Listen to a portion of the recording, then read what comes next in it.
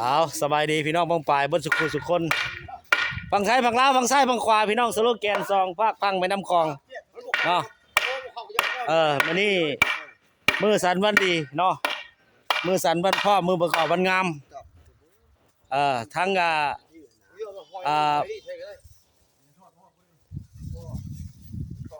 ท่านรองนำพาแล้วก็ท่านกวนจ้ำป้ายแดงเนาะพี่น้องนำพาทีมงานปกสเฒ่าแก่นายบ้านพร้อมใจพี่น้องเฮ็ดหอมาเฮซักลักบ้านพี่น้องเลยมานี่เนาะโอ้งามได้นี่นะคนโอ้ยท่านกวนจ้ำป้ายแดงมันก็ยิ้มเป้ยอยู่คนจวดพี่น้องจวดก็ฮอดบ้านเข้าบ้านเอาขึ้นรถพี่น้องเลยเอ้ยเฮ็ดต้องย่องอยู่เฮือนใหม่เนาะคนบ้านเจ้าเคยเห็นบ่แบบนี้เนาะ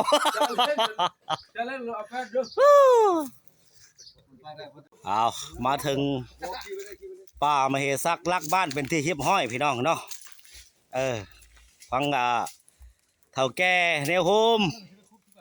ปกสในบ้านแล้วก็รวมถึงทั้งสาวหนุ่มเนาะพี่น้องเนาะโอ้ตคัก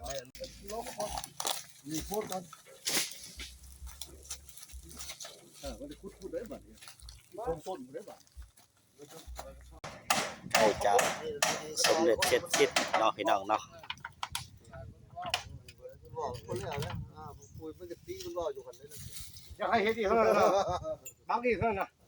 บ้านนี้เสียบสับเรียบร้อยเนาะพี่น้องเนาะแล้วก็มาติดตามเบิ่งว่าเพิ่นอาจจะเซิญมาเฮซักลักบ้านขึ้นหอขึ้นโฮงใหม่ได้บ้านนี่งามพร้อมพี่น้องเลยเนาะป้ามาเฮซักลักบ้านบ่ธรรมดาได้พี่น้องเอ้ยผลหนาตึ๊บโอ้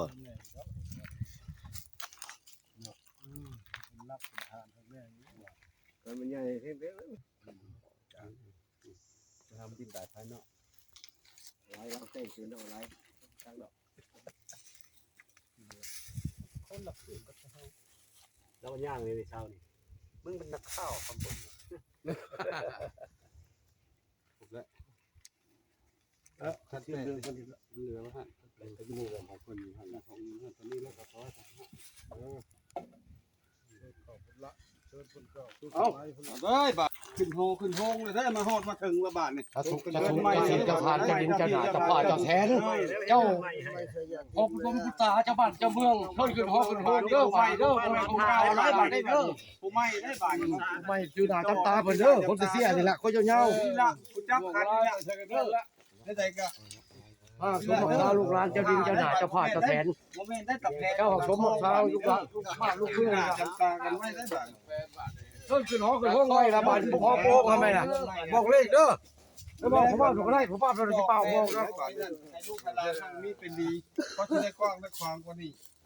อันนี้คือว่าเป็นพิธีทั้งความเชื่อเนาะพี่น้องเนาะความเชื่อของคนขี่ม้าขี่ยังแล้วบาทเนี่ยเนาะเอาเด้อข่าวก่อนเด้อนี่เดี๋ยวเนี่ยผ้าเดี๋ยวนึงนี่จ้ะเอามาดูนึงเลยนั่งในเด้อบ่เอาขี่ม้าเอาแต่ว่าถ้าว่าตื่นพวกให้อยู่ดีมีแห้งให้ค่ำให้คุ้มนี่คือว่าจบพิธีพี่น้องบัดนี้เนาะ